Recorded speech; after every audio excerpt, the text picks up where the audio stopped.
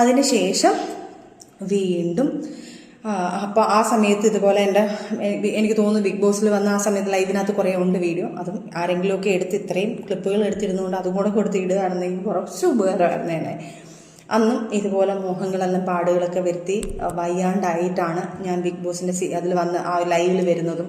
അപ്പോൾ എല്ലാവരും ലൈവിൽ തന്നെ ചോദിക്കുന്നുണ്ട് ഫിറോസ് അടിച്ചതാണോ എന്താണെന്നൊക്കെ ചോദിക്കുന്നുണ്ട്. അപ്പം ഞാൻ വല്ല മറിഞ്ഞ് വീണതാ, സ്റ്റെപ്പിൽ നിന്ന് മറിഞ്ഞ് വീണതാന്നൊക്കെ പറയുന്നു. അങ്ങനെ പ്രശ്നങ്ങൾ രൂക്ഷമാക്കിക്കൊണ്ടിരിക്കുക. കാരണം എനിക്ക് അതിനകത്ത് മെയിൻ രൂക്ഷമാകാൻ കാരണം ഞാനിത് വേണ്ട എന്ന് പൂർണ്ണമായിട്ട് വെക്കാൻ കാരണം ബിഗ് ബോസിൽ നിന്ന് വരുന്ന സമയത്ത് നമുക്കൊക്കെ അറിയാം, ബിഗ് ബോസിൽ പോയ ആൾക്കാർക്കറിയാം, നമ്മളൊരു മൂന്നാഴ്ചത്തെ പേയ്മെൻറ്റ് ആദ്യമേ നമ്മൾ അക്കൗണ്ടിൽ വീഴും. അപ്പം ഞാൻ എൻ്റെ അക്കൗണ്ട് എടുത്ത് എൻ്റെ ഉമ്മയുടെ കൈ കൊടുത്തിട്ടാണ് പോയത്. കാരണം ചിലവിന് എന്തെങ്കിലും കൊടുക്കട്ടെ. ആ സമയത്ത് ഞാൻ കുറച്ച് സ്ട്രോങ് ആയി വന്നു. ഞാൻ കുറച്ച് എൻ്റെ ഉമ്മയുടെ ചിലവിന്, പിള്ളേർക്ക് ചിലവിന് കൊടുക്കാൻ വേണ്ടി കൊടുക്കും കാര്യങ്ങളെല്ലാം ചെയ്യുന്നുണ്ട്. അങ്ങനെ ഞാൻ എൻ്റെ ATM എടുത്ത് ഉമ്മയുടെ കൈ കൊടുത്തിട്ടാണ് പോകുന്നത്. എന്തെങ്കിലും ആവശ്യമുണ്ടെങ്കിൽ വീട്ടിൽ കാര്യങ്ങൾ എന്തെങ്കിലും ഉണ്ടെങ്കിൽ ചെയ്യണേ, എന്തെങ്കിലുമൊക്കെ ഉണ്ടെങ്കിൽ ഇതിനകത്തുനിന്ന് പൈസ വരുമ്പോൾ നിങ്ങൾ എടുക്കുമെന്ന് പറഞ്ഞുകൊണ്ട് ഞാൻ കൊടുത്തു. ഞാൻ പറഞ്ഞുകൊണ്ട് അത്യാവശ്യം എല്ലാ കാര്യങ്ങളും ചെയ്യണം. കാരണം രണ്ട് കുഞ്ഞുങ്ങൾ അവിടെ നിൽക്കുന്നു. ഇപ്പോൾ ഒരു കുഞ്ഞ് മാത്രമല്ല 2 കുഞ്ഞുങ്ങളും അവിടെ നിൽക്കുന്നത് എന്ന് പറഞ്ഞ് ഞാൻ കൊടുത്തിട്ട് പോയ സാധനം തിരിച്ച് വന്നപ്പോൾ ഒരു 10,000, 20,000, 25,000, 30,000 എന്നാണ്ട് കറക്റ്റ് 30,000 രൂപയ്ക്കകത്ത് എന്നാണ്ട് ഈ അക്കൗണ്ടിൽ നിന്ന് പൈസ പോയിട്ടുണ്ട്. അത് തക്കതായ കറക്റ്റ് തെളിവ് എൻ്റെ വീട്ടുകാർ പറയുന്നുമുണ്ട്. ബിഗ് ബോസിൽ നിന്ന സമയത്ത് ഞങ്ങൾക്ക് ഡ്രസ്സ് അയച്ചു തരണമെന്ന് പറഞ്ഞു. ഇവർക്ക് ആ സമയത്ത് കൊളാബും കാര്യങ്ങളും അങ്ങനെ ഒന്നും അറിയത്തില്ല, എവിടെ നിന്ന് എടുക്കണമെന്നും അറിയത്തില്ല, എന്ത് ചെയ്യണമെന്ന് പറഞ്ഞു. പെട്ടെന്ന് ഒരു ഡ്രസ്സ് ഞങ്ങൾ കൊണ്ടുപോയത് ഞങ്ങൾക്ക് ഇന്ന ഫംഗ്ഷൻ ഇടണമെന്ന് പറഞ്ഞപ്പോൾ ഇവർ തന്നെ ഏതൊക്കെയോ കടയിൽ നിന്ന് പോയി സാധനങ്ങൾ മേടിച്ചു. കാരണം അവിടെ നിൽക്കുകയല്ലേ, പൈസ കൊടുക്കുന്നത് ഇതിനകത്ത് മത്സരിക്കും. ഞാൻ പറഞ്ഞു എന്ത് ആവശ്യമുണ്ടെങ്കിലും ഇതിനകത്ത് എടുത്തോളം പറഞ്ഞു.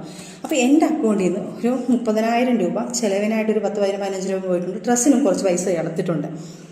അതും പറഞ്ഞ് ഫിറോസ് അങ്ങ് ടോർച്ചറിങ് തുടങ്ങി. നിൻ്റെ വീട്ടുകാരെടുത്ത് നശിപ്പിച്ചു, നിൻ്റെ വീട്ടുകാർക്ക്, നിൻ്റെ മൂക്ക് മറ്റേത് മറിച്ചതെന്ന് പറഞ്ഞ് എനിക്ക് ടോർച്ചറിങ് തരാൻ തുടങ്ങി. എന്നിട്ടും ഞാനിതെല്ലാം കഴിഞ്ഞ് ഞാൻ ഈ പൈസയൊക്കെ കൊടുത്തു. ഈ സമയത്തും നമുക്ക് മെൻ്റലി കുറച്ച് ഞങ്ങൾ ഭയങ്കര പ്രശ്നമാണ്. ഞങ്ങൾ തമ്മിൽ പിരിഞ്ഞു നിൽക്കുന്നു.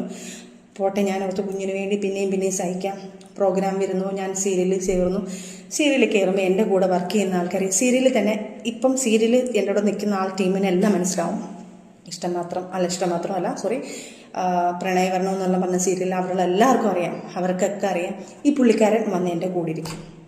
സംശയമാണ് പുള്ളിക്കാരൻ ചെയ്യുന്നതോ പോരട്ടെ, എന്നെ സംശയമാണ്. ഓക്കെ, കുഴപ്പമില്ല, എനിക്ക് ഭയങ്കര സന്തോഷം. അപ്പോൾ ഞാൻ പറയും ലിക്ക എന്നെ ഭയങ്കര കാര്യം അതുകൊണ്ടാണ് എൻ്റെ കൂടെ വന്നിരുന്നു. അവിടെ ഇരുന്ന് ഞങ്ങളുടെ കൂടെ അപ്പോഴും എനിക്ക് നാണക്കേടാ. പുള്ളി ഒരു ആർട്ടിസ്റ്റ് അല്ലേ, ഇവിടെ വന്ന് നിൽക്കുമ്പോഴത്തേക്ക് പുള്ളിയല്ലേ അളക്കുന്നത്. അങ്ങനെ കുറച്ച് സംസാരങ്ങൾ അവിടെ നടന്നപ്പോൾ ഞാൻ പറയുമ്പോൾ പുള്ളി പറയും, നീ അവനോട് മറ്റോനുണ്ടാക്കാൻ വേണ്ടിയിട്ടില്ലേ, നീ ഇവനോട് ഇതുണ്ടാക്കാൻ വേണ്ടിയിട്ടില്ലേ, അങ്ങനെ നീ ഉണ്ടാക്കണ്ട. അപ്പം ഞാൻ പറയും, ഞാനല്ല ഫിറോസ്ക്ക് ഇതൊന്നും ചെയ്തിട്ടുള്ളത്, നിങ്ങളാണ് ഇതെല്ലാം ചെയ്തിട്ടുള്ളത്, നിങ്ങൾ എന്നെ തലയിലാക്കരുതെന്ന് പറഞ്ഞു അവിടുന്ന് വഴക്കിൽ തുടങ്ങി. പിന്നെ ഞാൻ എൻ്റെ വീട്ടിൽ ഈ കാര്യങ്ങളൊക്കെ പറഞ്ഞു. എനിക്ക് സമാധാനമില്ല. അങ്ങനെ ലാസ്റ്റ് നമ്മൾ ഡിവോഴ്സിലാവാന്നുള്ള തീരുമാനമെത്തി. അങ്ങനെ നമ്മൾ പിരിഞ്ഞു നിന്നു. ഇതിൻ്റെ ഇടയ്ക്ക് ഞാൻ ഇവനെ പിരിഞ്ഞ് ഞങ്ങൾ മാറി നിന്ന സമയത്ത് എൻ്റെ കൂടെ വർക്ക് ചെയ്യുന്ന ക്രൂവിനെ വിളിച്ചിട്ട് ഇവൻ പറയുന്നു, നീ അവനോട് പച്ചയ്ക്ക് പറയാൻ പറ്റാത്ത വാക്കുകൾ അവനെക്കുറിച്ച് പറഞ്ഞിട്ടുള്ളത്, നീ അവൻ്റെ കൂടെ കിടക്കുകയല്ലേടി, നീ അവരെ വിളിച്ചിട്ട് പല ആൾക്കാരും എന്നെ വിളിച്ചിട്ട് എനിക്ക് പല വർക്കുകൾ പോലും പോയിട്ടുണ്ട്. കാരണം ഇതെനിക്ക് പുറത്ത് പറയാൻ പറ്റാതെ, കാരണം പറഞ്ഞു കഴിഞ്ഞാൽ അവരും പേടിച്ചിട്ട് ആൾക്കാർ എന്തെങ്കിലുമൊക്കെ വിചാരിച്ച് ലാസ്റ്റ് എനിക്ക് വർക്ക് തന്നില്ല എന്ന് പറഞ്ഞാൽ ഞാൻ ഇത് ആർക്കും പറയത്തില്ല. അവർ വിളിച്ചിട്ട് എൻ്റെ സജന ഞങ്ങൾക്കൊക്കെ ഒരു ഫാമിലി ഉള്ളതാണ്, അവൻ വിളിച്ചിട്ട് നിന്നോട് അങ്ങനെ എങ്ങനെയാണെന്നൊക്കെ പറഞ്ഞ് ഞങ്ങളത് പറയുന്നത്, ദയവ് ചെയ്ത് നിങ്ങളില്ലെങ്കിൽ വേറെ വർക്ക് കിട്ടും എന്ന് പറഞ്ഞിട്ട് അവർ പല വർക്കുകൾ പല സീരിയൽസ് ആവട്ടെ, സിനിമ ആവട്ടെ, എല്ലാ കാര്യങ്ങളും ആൾക്കാരെ പറഞ്ഞ് എൻ്റെ ഫ്രണ്ട്സിനെ വിളിച്ചിട്ട് സംശയം, ഞാൻ ആരെയും കൂടെ പോയി കഴിഞ്ഞാൽ ഇയാൾ വേണ്ടാന്ന് വെച്ച് നമ്മൾ പിരിഞ്ഞ ആൾക്കാരാണ്. എന്നിട്ട് ഇയാൾ എന്നെ വിടാതെ ടോർച്ചർ ചെയ്ത് എന്നെ ഡിവോഴ്സ് തരാൻ പറഞ്ഞാൽ ഡിവോഴ്സ് ചെയ്തിട്ടില്ല, എനിക്ക് സമാധാനം തരാതെ ഇങ്ങനെ പുറകെ നടന്ന് ടോർച്ചർ ചെയ്തുകൊണ്ടിരിക്കുക. എൻ്റെ ഫ്രണ്ട്സിനെ വിളിച്ചിട്ട് പറയുന്നത്, നീ അവളോട് കിടക്കുന്ന നേരത്തൊക്കെ പറയുന്നത് എല്ലാവരും പറയുന്നത്, നീ അവളോട് കടന്നില്ലേ. അതായത് ഒരു പെണ്ണ് കേൾക്കാൻ പറ്റുന്ന അപ്പുറം എൻ്റെ വീട്ടുകാർ വിളിച്ച് ഷൗട്ട് ചെയ്തു, അവരുടെ വീട്ടുകാരത്ത് പറയുന്നു, അവർ വീട്ടുകാർ വിളിച്ച് പറയുന്നു, ആ കൊച്ചിനെ എന്ത് ജീവിക്കാൻ സമ്മതിക്കും, അവരുടെ വീട്ടുകാർ സഹിതം പറയുന്നു. അവരുടെ വീട്ടുകാരൊക്കെ ഇപ്പോഴും എൻ്റെ കൂടെ നല്ല രീതിയിൽ സഹകരിക്കുന്ന ആൾക്കാരാണ്. ഇതെല്ലാം സഹിച്ച് ഇതെല്ലാം ഞാൻ കഴിഞ്ഞതിന് ശേഷം എൻ്റെ ലൈഫിൽ ഞാൻ സഖി കെട്ടിട്ടാണ് ഞാൻ വീഡിയോ ചെയ്യാൻ വേണ്ടി പോകുന്നത്. നിങ്ങളുടെ ഇനിയുള്ളൊരു ചോദ്യം ഞാൻ ചോദിക്കാം, എൻ്റെ കയ്യിലാണ് ഒരു തെറ്റെങ്കിൽ 5 വർഷമായി ഞങ്ങൾ പിരിഞ്ഞ് ജീവിക്കാം. ബിഗ് ബോസിന് ശേഷം ഒരു 6-7 മാസം കഴിഞ്ഞപ്പോൾ തന്നെ ഞങ്ങൾ പിരിഞ്ഞ് ജീവിക്കാൻ തുടങ്ങിയ ആൾക്കാരാണ്. ഞാനൊരു വിൻഡോവിനകത്ത് വന്ന് പറഞ്ഞു, ഒരു ഇയറിനെ കുറിച്ച് പറഞ്ഞു. എന്തോ ഞങ്ങൾ പിരിഞ്ഞിട്ടുണ്ടായിരുന്നു എന്നുള്ളത്. അത് 2.5 വർഷം കഴിഞ്ഞിട്ടേ ഉള്ളൂ, 2.5 വർഷമായിട്ടേ ഉള്ളൂ അത് ആ വീഡിയോ വന്നിട്ട്. അതിനകത്ത് ഞാൻ വ്യക്തമായിട്ട് പറയുന്നുണ്ട്, ആ വീഡിയോ ക്ലിപ്പും കൂടെ നിങ്ങൾ ദയവ് ചെയ്തിടണം. ഞങ്ങൾ കുറേ നാളുകളായിട്ട് ഞങ്ങൾ പിരിഞ്ഞ് ജീവിക്കുകയാണ്. ഞങ്ങളിപ്പം അത് പക്ഷേ പൂച്ചം സംസാരിക്കാൻ തുടങ്ങി, ആൾക്കാർ പറയാൻ തുടങ്ങി ഞങ്ങൾ ഡിവോഴ്സ് ആണെന്ന് പറയാൻ തുടങ്ങി. അത് വേറൊരു രീതിയിലോട്ട് ആവാതിരിക്കാൻ വേണ്ടി ഞാനിപ്പം മീഡിയയിൽ വന്ന് പറഞ്ഞു. ഞാനാണ് ആദ്യമായിട്ടൊരു മീഡിയയിൽ വന്ന് സംസാരിക്കുന്നത്. ഈ പറയുന്ന തെറ്റ് എൻ്റെ കയ്യിലാണെങ്കിൽ ഒരു കോമൺ സെൻസ് നിങ്ങൾ ചിന്തിച്ചാൽ മതി. ആ സമയത്ത് ഈ പറയുന്ന ആൾ എൻ്റെ കൂടെ ഉണ്ടെങ്കിൽ, ഞാൻ അതിന് വേണ്ടിയിട്ടാണ് ഈ വീഡിയോ ചെയ്യുന്നുണ്ടെങ്കിൽ, തൊട്ടുപുറകെ ഇയാൾക്ക് അറിയാവുന്ന കാര്യമല്ലേ, ഇയാൾ വെച്ചേക്കുമോ, ഇയാൾ ഇതെല്ലാം വന്ന് വിളിച്ച് പറയത്തില്ല ഇയാൾ. എനിക്ക് അങ്ങനെ ഒരു സാധനം ആ പുള്ളി എനിക്കിനി തെളിയിക്കാൻ എനിക്ക് ആകെപ്പാട് എൻ്റെ ഒരു കൂട്ടുകാരിയുടെ മെസ്സേജുകൾ മാത്രമേ ഉള്ളൂ. ഞാനും പുള്ളിയായിട്ട് നമ്മളിപ്പോൾ പൊങ്ങച്ചത്തോടെ പറയും, ഈ പുള്ളിക്കാരനെ ഇത്ര വർഷമായിട്ട് എനിക്ക് പരിചയമാണ്, ഇത്ര വർഷമാണ്, അങ്ങനെ പറഞ്ഞ് പോയിട്ടുണ്ടായിരിക്കും. ഞാൻ 4 വർഷമോ 5 വർഷമോ 10 വർഷമോ എന്നൊക്കെ ഞാൻ പറഞ്ഞിട്ടുണ്ടായിരിക്കാം. 10 വർഷമൊന്നും ഞാൻ പറഞ്ഞിട്ടില്ല. ഇനിയിപ്പോൾ അത് പിടിച്ചുകൊണ്ട് ആൾക്കാരുടെ അടുത്ത് പറയല്ലേ ദേവിയത്. ഇതിനകത്ത് പറയുമ്പോൾ പേടിയാണ് സത്യം പറഞ്ഞാൽ. 4 വർഷത്തെ പരിചയം എന്ന് പറഞ്ഞു കാണുമായിരിക്കും. ആ സാധനം ഞാൻ തെളിവ് കാണിക്കാം. ഒറ്റ എന്നൊരു മൂവി സമയത്ത് ഞാൻ ഈ പറഞ്ഞ പുള്ളിയെ ഞാൻ പരിചയപ്പെടുന്നു. ആ സമയത്ത് അതിനകത്ത് ആ സിനിമയിൽ എൻ്റെ ഒരു കൂട്ടുകാരി പാടിയിട്ടുണ്ടായിരുന്നു. ആ പുള്ളിക്കാരിയുടെ ഒരു ഇതിനകത്ത് ഞാൻ കൂടെ പോയ സമയത്ത് ആ സമയത്ത് പുള്ളിക്കാരനെ ഒന്ന് കണ്ടിരുന്നു. ഞാൻ സാറെന്ന് പറഞ്ഞു ഞാൻ നിന്നിട്ടുണ്ട്. അവിടെ ഞങ്ങൾ 2 പേരും കൂടെ നിന്ന് പുള്ളിക്കാരി പാട്ട് പറഞ്ഞ് ഞാൻ മിണ്ടിയിട്ട് പോലുമില്ല പുള്ളിക്കാരനടുത്ത്. അവിടെ നിന്ന് ഇറങ്ങിയപ്പം എന്നെ ആ ഒരു ക്യാരക്ടറിന്, അതായത് ലാസ്റ്റ് സ്കെഡ്യൂൾ ഒരു ആ സിനിമ കാണുന്നവർക്കറിയാം, അവസാന സ്ക്രീനിൽ ഞാനൊരു ഹെയർ ഹോസ്റ്റസ് ആയിട്ട് നമ്മൾ വന്നിട്ടുണ്ട്. അപ്പം ആ ഒരു അതായത് ഇൻഡിഗോടെ അല്ല, ഹെയർ ഇന്ത്യയോ ഹെയർ എക്സ്പ്രസ്സോ അതിൻ്റെ എന്താണ്ടൊരു എയർ ഹോസ്റ്റസ് ആയിട്ട് ചെയ്യാനായിരുന്നു. അപ്പം അതിന് വേണ്ടിയിട്ട് എന്നെ വിളിച്ചപ്പം എന്നെ വിളിക്കുന്നത്, കോൺടാക്ട് ചെയ്യുന്നത് അവൾക്ക് മെസ്സേജായിട്ട്, അവളുടെ കയ്യിൽ ആ സ്ക്രീൻഷോട്ട് ഉണ്ട്. അത് ഞാൻ നിങ്ങൾക്ക്, അവൾ നാട്ടിൽ വരട്ടെ, നാട്ടിൽ വന്ന ഉടനെ അതിൻ്റെ സ്ക്രീൻഷോട്ടും ഡേറ്റും എല്ലാം ഞാൻ കാണിച്ചു തരാം, ആ ഇയർ കാണിച്ചു തരാം. അന്നേരം പുള്ളി ചോദിക്കുന്നു, ആ കൂടെ വന്ന കുട്ടിക്ക് അഭിനയിക്കാൻ താല്പര്യമുണ്ടോ, ഇങ്ങനെ ഉണ്ടെങ്കിൽ ഈ ഒരു ക്യാരക്ടർ ചെയ്യാൻ താല്പര്യമുണ്ടെന്ന് പറയുന്നു. എൻ്റെ നമ്പർ കൊടുക്കുമെന്ന് ചോദിക്കുന്നു. അപ്പം ഞാൻ പറയും, എടി നീ കൊടുത്ത് അയച്ചേക്ക്, നീ അയക്കും. ഞാൻ അങ്ങനെയാണ്, കാരണം ഇതിൻ്റെ സമയത്ത് ഞാൻ ഡിപ്രഷൻ അടിച്ച് കുറേ പ്രശ്നങ്ങളിൽ നിൽക്കുകയാണ് ഞാൻ. അപ്പം ഞാൻ നീ കൊടുത്തേക്കെന്ന് പറയുന്നു. അവളാണ് ഈ നമ്പർ കൊടുക്കുന്നതും. ആ സിനിമയുടെ സമയത്താണ് ഞാൻ പുള്ളിയെടുത്തൊന്ന് സാറിന് വിളിച്ച് സംസാരിക്കുന്നത്. അതിനുശേഷം ലൈഫിലുണ്ടായ പ്രശ്നങ്ങളോട് നല്ല ഫ്രണ്ട്ഷിപ്പായി.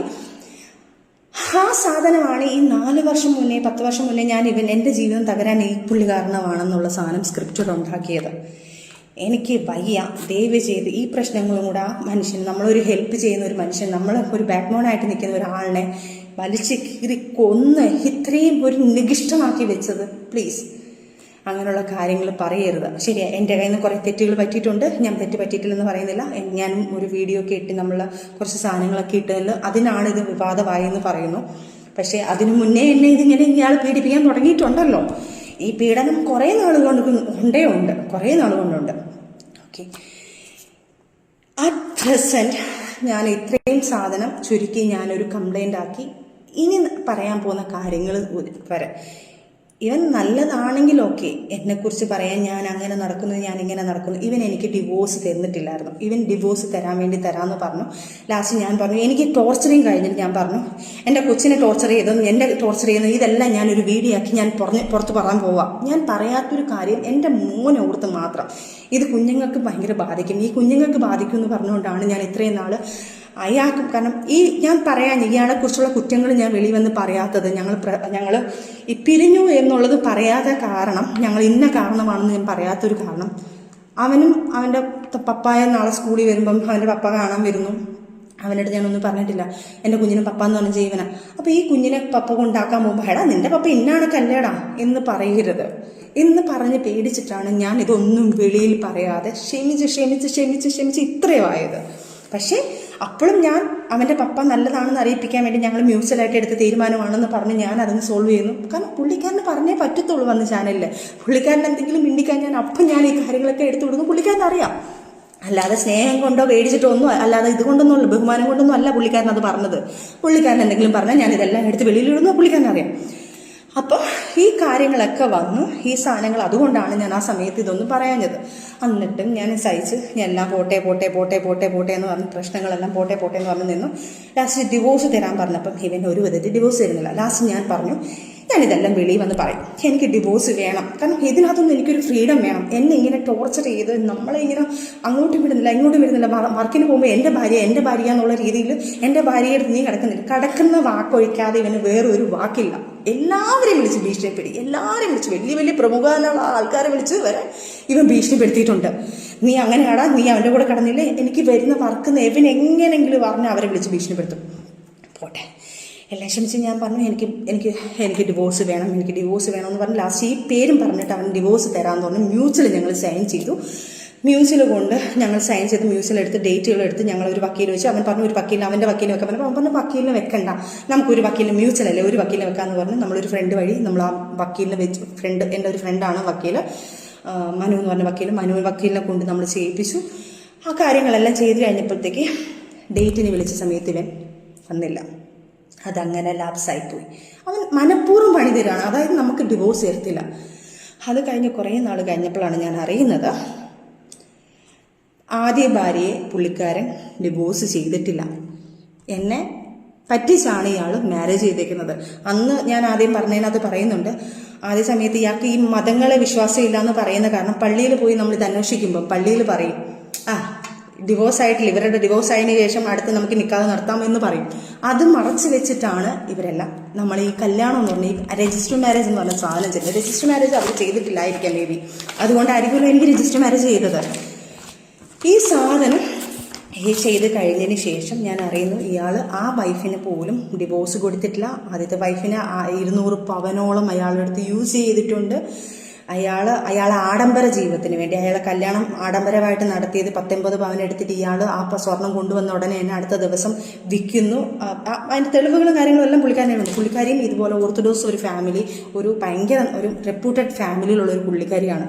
അവരും ഇവനെ പേടിച്ചാണ് ജീവിക്കുന്നത്. കാരണം ഇവൻ ഒരു മീഡിയയിൽ നിൽക്കുന്ന ഒരു പേഴ്സൺ ആയതുകൊണ്ട് ഇവൻ എന്ത് പറയുന്നോ അവർക്ക് മീഡിയയിൽ വരാൻ താല്പര്യമില്ല. അപ്പം മീഡിയയിൽ വന്ന് പറയുമ്പം മീഡിയയിൽ പറയുന്ന ആൾക്കാർ അതാ വിശ്വസിക്കത്തുള്ളൂ, ആൾക്കാരെല്ലാം വിശ്വസിക്കുന്നുണ്ട്.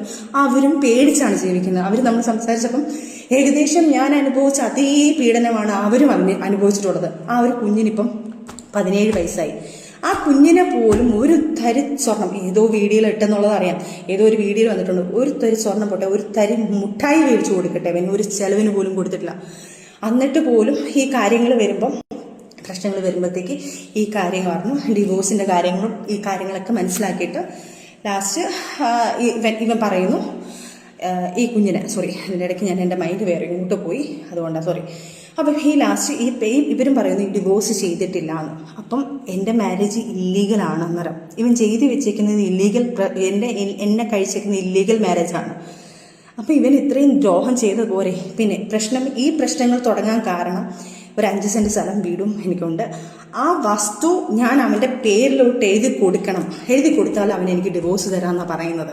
ഇത് ഞാൻ പറഞ്ഞു പറ്റത്തില്ല, എനിക്ക് എൻ്റെ കുഞ്ഞുങ്ങളാണ്, എൻ്റെ കുഞ്ഞുങ്ങൾക്ക് വേണ്ടിയിട്ടുള്ളത് നിങ്ങൾക്ക് അടിച്ചു പൊളിക്കാനും ഇതൊന്നും ചെയ്യാനും പറ്റത്തില്ല. ഇപ്പം ജപ്തിയായി കിടക്കുകയാണത്.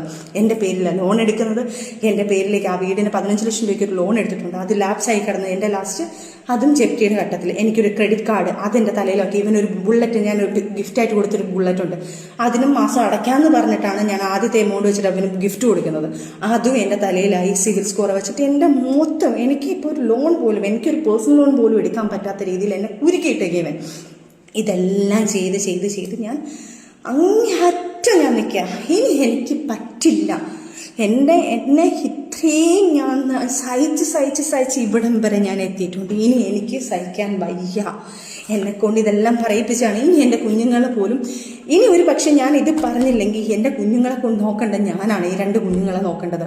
നാളെ ഒരു കാലത്ത് എൻ്റെ കുഞ്ഞുങ്ങളെ പോകുമ്പോൾ നിൻ്റെ ഉമ്മ ഇങ്ങനെ ആയതില്ലേ മറ്റേതായിരുന്നു എന്ന് പറഞ്ഞു കഴിഞ്ഞാൽ എനിക്ക് എൻ്റെ കുഞ്ഞുങ്ങൾക്ക് നാണക്കേട്. എൻ്റെ മോൻ വിളിച്ചിരുന്നില്ല പറഞ്ഞു, പപ്പ ഉമ്മയുടെ വീഡിയോ ഇങ്ങനെയുള്ള പപ്പ വീഡിയോകളൊന്നും ഇടല്ലേ, എൻ്റെ ഉമ്മയ്ക്ക് എന്തെങ്കിലും സംഭവിച്ചു കഴിഞ്ഞാൽ ഞാൻ പപ്പാടോട് മിണ്ടത്തില്ല, ഞാൻ ആ വീഡിയോ നിങ്ങൾക്ക് വേണമെങ്കിൽ അത് എൻ്റെ കുഞ്ഞിൻ്റെ ഫോട്ടോ എനിക്ക് ഇടാൻ പറ്റുന്നില്ല. ആ കുഞ്ഞൊരു റൈറ്റ് ചെയ്തിട്ടൊരു സാധനം ഞാൻ ഇട്ട് കൊടുത്തു. കാരണം ഇവൻ എന്നിട്ട് ആ കുഞ്ഞ് പോലും പറയുന്നത്. എന്നിട്ട് ഞാൻ ഞെട്ടിപ്പോയി. എൻ്റെ മോൻ പറയുന്നത്, പപ്പ ഞാൻ ഇനി 5ാം ക്ലാസ്സിലാണ്, എന്നെ എല്ലാവരും കൂടെ കളിയാക്കും, പപ്പ ഒന്നും ഇങ്ങനെ പറയല്ലേ, ഉമ്മി പപ്പായെ സപ്പോർട്ട് ചെയ്തല്ലേ വീഡിയോ ഇട്ടത്, ഉമ്മിക്ക് വേണമെങ്കിൽ പപ്പ എന്ത് വേണമെങ്കിൽ ഇത്തിരി കാര്യങ്ങളൊക്കെ വേണമെങ്കിൽ പറയാമല്ലോ എന്ന് എൻ്റെ കുഞ്ഞ് ചോദിച്ചു. എന്നിട്ട് പോലും ഇവൻ വീണ്ടും ഈ ആക്ഷൻ വീഡിയോ കാണിച്ചു. ആക്ഷൻ വീഡിയോ ആർക്കും കാണിക്കാം ഫിറോസ് ഖാനെ, ഞാൻ ആക്ഷൻ അല്ല കാണിച്ചത്, ഞാൻ നിയമത്തിനാണോ പോയിരിക്കുന്നത്. എൻ്റെ കയ്യിൽ തെറ്റുണ്ടെങ്കിൽ ഞാൻ നിയമത്തിനോട് പോകത്തില്ല. എൻ്റെ തെറ്റുണ്ടെങ്കിൽ ഞാൻ ആദ്യമായിട്ട് ഒരു വീഡിയോ ഇതുപോലൊരു കാര്യത്തിൽ എടുത്തില്ല. ഇനി എന്തോ ആയിക്കോട്ടെ, ഇയാൾ ആദ്യത്തെ ഭാര്യയെ വിളിച്ചിട്ട് ഇന്നലെ പുള്ളിക്കാരിയും വിളിച്ച് ഭീഷണിപ്പെടുത്തുന്നുണ്ട്. ഏതോ ഒരു വീഡിയോ വന്നു, നിന്നെക്കുറിച്ച് ഇങ്ങനെ പറയൂടി, ഞാൻ അങ്ങനെ പറയൂടി, നീ അങ്ങനെ ചെയ്തു എന്ന് പറയൂടി, നീ ഏതവനോടെ പോയി എന്ന് പറയൂടി. ഇതേ സംഭാഷണം തന്നെയാണ് ഞങ്ങൾ എല്ലാവരും ഇട്ട് ഇയാൾ ഒരുമാതിരി വൃത്തികെട്ട രീതി. അവർക്ക് പേടിയാണ്, കാരണം മീഡിയയിൽ വന്ന് ഇയാൾ പറയുമ്പം ആൾക്കാർ അതേ വിശ്വസിക്കത്തുള്ളൂ. അവർക്ക് മീഡിയയിൽ വന്ന് മീഡിയ പേഴ്സണായിട്ട് വന്ന് സംസാരിക്കാൻ അവരുടെ ഫാമിലി അങ്ങനെയാണ്. അവർ അത്രയും റിപ്പോർട്ടർ ഫാമിലി ആയതുകൊണ്ട് അവർക്ക് അത് പറയാൻ പറ്റുന്നില്ല. അവർക്ക് 200ഓളം 150ഓളം പവൻ അവർക്ക് മിസ്സായിട്ടും അവർ സഹിയായിട്ട് നിൽക്കുക. കുഞ്ഞിന് പോലും ഒരു ചെലവിന് കൊടുക്കുന്നില്ല. ഇത്രയും ചെയ്തിട്ട് പോലും ഞങ്ങൾ 2 പെണ്ണുങ്ങൾ ഇതിനകത്ത് കടന്ന് പീഡനപ്പെട്ടുകൊണ്ടിരിക്കുക. ഇയാളുടെ കണ്ണിൽ ഞങ്ങൾ വെറും വേഷ്ടികളാണ്, ഞങ്ങൾ വെറും പന്നലുകളാണ്, ഞങ്ങൾ വെറും തെണ്ടികളാണ്. പക്ഷെ ഈ തെണ്ടികളാണല്ലോ 2 കുഞ്ഞുങ്ങളെ ഞങ്ങൾ നോക്കുന്നത്. ഞങ്ങൾ കഷ്ടപ്പെട്ടാണ് വളർത്തുന്നത്, ഞങ്ങൾ അധ്വാനിച്ചാണ് നോക്കുന്നത്. ഈ ഞങ്ങളെ കിടന്ന് എന്തിനാണ് ഈ തെണ്ടി ഇങ്ങനെ കിടന്ന് പറഞ്ഞുകൊണ്ടിരിക്കുന്നത്? സഖി കേട്ടിട്ടാണ് ഞാൻ ഇതെല്ലാം പറഞ്ഞു പോകുന്നത്. എനിക്ക് വയ്യ. അത് കഴിഞ്ഞിട്ടാണ് ദൈവമായിട്ടാണ് ഓരോ കാര്യം, ഇവൻ്റെ കാര്യങ്ങൾ പല കാര്യങ്ങളും ഞാൻ അറിയുന്നുണ്ട്. എൻ്റെ ലൈഫിൽ നിന്ന് എഴുതിവിട്ട ഞാൻ ഇവനെ ഞാൻ ഇതാക്കണം? എൻ്റെ ലൈഫിൽ ഒരാൾ വന്നിട്ടുണ്ടോ, വന്നിട്ടില്ലയോ, ഇനി ആര് വരുന്നോ, ഇവൻ എന്തിനറിയണം? ഇവൻ കാണിച്ചു കൂട്ടുന്ന പ്രോകൃതം ഞാൻ അതും കൂടെ ഇതിനകത്ത് മെൻഷൻ ചെയ്തിട്ടുണ്ട്. എനിക്ക് ഒരു കാര്യം വിവരം പറഞ്ഞിട്ടുണ്ട്. അതിൻ്റെ സത്യാവസ്ഥ ഞാൻ വിളിച്ചു തിരക്കിയിട്ടുണ്ട്. പക്ഷേ അതൊരു മൈനർ കേസാണ്. ഒരു 17 വയസ്സ് സ്വന്തം മകളുടെ പ്രായമുള്ള ഒരു കുഞ്ഞിനെ ഒരു ഹോട്ടലിൽ കൊണ്ട് ഇവൻ കൊണ്ട് ഉപയോഗിച്ചിട്ടുണ്ട്. ആ കുഞ്ഞിനെ പ്രേമമെന്ന് പറഞ്ഞ് നടിച്ചിട്ട് ആ കുഞ്ഞിനെ ഭയങ്കരമായിട്ട് ആ കൊച്ചു കുറേ ഗിഫ്റ്റുകൾ കൊടുത്തിട്ടുണ്ട്. അതിൻ്റെ പേരോ ഡീറ്റെയിലോ ഒന്നും ഞാനിവിടെ പറയുന്നില്ല. അതൊരു മൈനറാണ്. അത് എൻ്റെ അടുത്ത് റിക്വസ്റ്റ് ചെയ്യാണ്, എൻ്റെ പേരിൽ ഒരിക്കലും എൻ്റെ പേര് ഇതിനകത്ത് എടുത്തിടല്ലേ. എൻ്റെ പേരിനകത്ത് എനിക്ക് കല്യാണം കഴിക്കാനുള്ളതായി എനിക്ക് തെറ്റുപറ്റിപ്പോയതാ. ഒരിക്കലും ഞാൻ ആ കുഞ്ഞിനെ എൻ്റെ മകളെ പോലെ, അല്ലെങ്കിൽ ഫിറോസിൻ്റെ മകളെ ഞാൻ ഒരു മകളെ പോലെ, എൻ്റെ മകളെ പോലെ ഞാൻ കാണുവാണ്. ആ കുഞ്ഞിൻ്റെ പ്രായമുള്ള ഒരു കുഞ്ഞ് എൻ്റെ അടുത്ത് റിക്വസ്റ്റ് ചെയ്യാണ്. അതുകൊണ്ട് ഞാൻ അത് എടുത്തില്ല. പക്ഷെ ലീഗലി ഞാൻ മൂവ് ചെയ്യുന്നുണ്ട്. ആ കുഞ്ഞിൻ്റെ പേര് വെളിയിൽ വരാതെ ഈ ഒരു കാര്യം ഞാനതൊരു ഇതിനകത്ത് റിപ്പോർട്ട് ചെയ്തിട്ടുണ്ട്. ആ കുഞ്ഞിൻ്റെ കാര്യം തിരക്കി കണ്ട് ലീഗലി ഇവൻ്റെ വെളിയിൽ ഒരു മൈനർ കേസിനെ ഈ കുഞ്ഞിനെ പീഡിപ്പിച്ച കാര്യം വെളിയിൽ വരണം. ഇനി എനിക്ക് നാണക്കേട്, എനിക്കും എൻ്റെ കുഞ്ഞിനെ നാണക്കേട് നോക്കിയിട്ട് കാര്യമില്ല. അതും ഞാൻ ലീഗലി കൊടുത്തിട്ടുണ്ട്. അത് മൂവ് ചെയ്യട്ടെ. അത് സത്യാവസ്ഥ എന്താണെന്ന് ഈ ലോകം അറിയട്ടെ. ഇവൻ്റെ തെണ്ടിത്തരം വെളിയിൽ അറിയണം.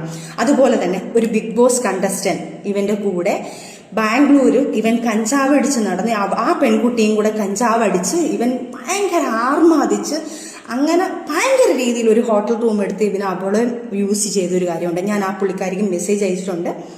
ഞാൻ ആ പുള്ളിക്കാരിയുടെ ഡീറ്റെയിൽ ഇപ്പം പറയാതെ, ഞാൻ പുള്ളിക്കാരിയോട് സംസാരിക്കണം, എനിക്ക് ഡീറ്റെയിൽ വേണം, ഞാൻ കാര്യങ്ങൾ പറയാം. പുള്ളിക്കാരിയുടെ പുള്ളിക്കാരി മാപ്പെന്ന് പറയട്ടെ. അല്ലെങ്കിൽ എന്നെ വിളിച്ചിട്ടില്ലെങ്കിൽ ആ പുള്ളിക്കാരി ആരാണെന്നും ആ ബിഗ് ബോസ് കണ്ടസ്റ്റന്റ് എന്നറിഞ്ഞ ആരാണെന്നും ഞാൻ ഇനിയും പറയും. അത് ആ പുള്ളിക്കാരിയും കൂടെ ഞാൻ വെളിയിലെടുത്തിട്ടുണ്ട് കരുതി വരും. അതേപോലെ തന്നെ ഒരു ആയുർവേദ ഡോക്ടറുകാരിയെ വിളിച്ചിട്ട് ഈ കൊച്ചിനെ ഇതേപോലെ മാരേജ് എന്നൊക്കെ പറഞ്ഞുകൊണ്ടാണ് ഇയാൾ ഇത് ചെയ്യുന്നത്. മാരേജ് ചെയ്യാം എന്നൊക്കെ പറഞ്ഞ് ഫിസിക്കൽ യൂസ് ചെയ്തതിന് ശേഷം അയാൾ തലയിലായെന്നറിയുമ്പം ഇയാൾ നൈസിന് അവരെയും തേച്ചു. അവരും മാനസികമായിട്ട് ഇപ്പം ദുബായിലെന്താണ്ട. അത് കഴിഞ്ഞ് വേറൊരു പുള്ളിക്കാരി, അങ്ങനെ കുറേ. അതേപോലെ തന്നെ നിങ്ങൾക്കറിയാമെന്ന് പറഞ്ഞിട്ട് ഷിയാസിൻ്റെ ഒരു കേസിൽ ഒരു സംഭവം നടക്കുന്നുണ്ടായിരുന്നല്ലോ ഒരു പുള്ളിക്കാരിയുടെ. ആ പുള്ളിക്കാരിയായിട്ട് ഇയാളും ഭയങ്കര അഫെയർ ആയിരുന്നു. അതും ഞാൻ കണ്ടുപിടിച്ചിട്ടുള്ളതാണ്, ആ കഥയിലുള്ളതാണ് തന്നെയാണ്.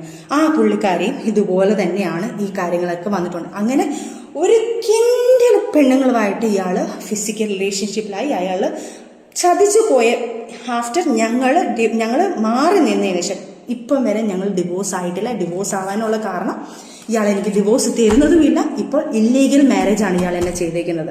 അതെല്ലാം നിയമങ്ങളായിട്ട് നടക്കട്ടെ ഈ കാര്യങ്ങളെല്ലാം. അപ്പം ഇതുവരെ നടന്ന കാര്യങ്ങൾ, ഈ ബാക്കിയുള്ള കാര്യങ്ങളൊക്കെ ഞാൻ പുറകെ വരുന്നുണ്ട്. ഇയാൾ പല ആൾക്കാരെയും വിളിച്ച് പൈസ ചോദിച്ച് ഭീഷണിപ്പെടുത്തുന്നുണ്ടെന്ന് ഞാൻ അറിയുന്നുണ്ട്. അപ്പം ഭീഷണിയാണ് ഇയാളുള്ളത്. ഇയാൾക്ക് പണത്തിന് വേണ്ടിയിട്ടാണ് ചെയ്തത്. അതേപോലെ തന്നെ ഇയാളുടെ കൂടെ നിൽക്കുന്ന ഒരു മീഡിയക്കാരനാണ്. ആ മീഡിയക്കാരൻ്റെ പേര് ഞാനിപ്പോൾ പറയുന്നില്ല, എൻ്റെ ഇത് വെച്ചിട്ടാണ് ഞാൻ പറയാത്തത്. അയാളുമായിട്ട് ഒരു 6-7 മാസം മുന്നേ ഇത് വെൽ പ്ലാൻഡ് ആണ്. ഇങ്ങനൊരു സംഭവം ക്രിയേറ്റ് ചെയ്തെടുക്കണം, ഇങ്ങനൊരു പ്രശ്നം ഉണ്ടാക്കണം, ഇവരുടെ ഇടയ്ക്ക് പ്രശ്നം ഉണ്ടാകും, ഈ ഒരു സാധനം പൊട്ടിത്തെറിക്കും, ആ സമയത്ത് ഈ സാധനങ്ങൾ ചെയ്യും. ഇവരുടെ കൂടെ നിന്ന ഒരു സുഹൃത്ത് തന്നെയാണ് നമുക്കിതെല്ലാം പറഞ്ഞു തന്നിരിക്കുന്നത്.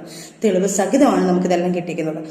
ഇതൊന്നും എന്നെക്കൊണ്ട് എൻ്റെ കയ്യിൽ നിന്ന് പോയതിന് ശേഷം ഉണ്ടായതൊന്നും എനിക്കൊന്നും പ്രശ്നമില്ല. കാരണം അതിനു മുന്നേ എനിക്ക് ഫിറോസിനെ അറിയാം, എന്താണെന്നും എനിക്കറിയാം. അത് എനിക്കൊരു പ്രശ്നമേ അല്ല. പക്ഷേ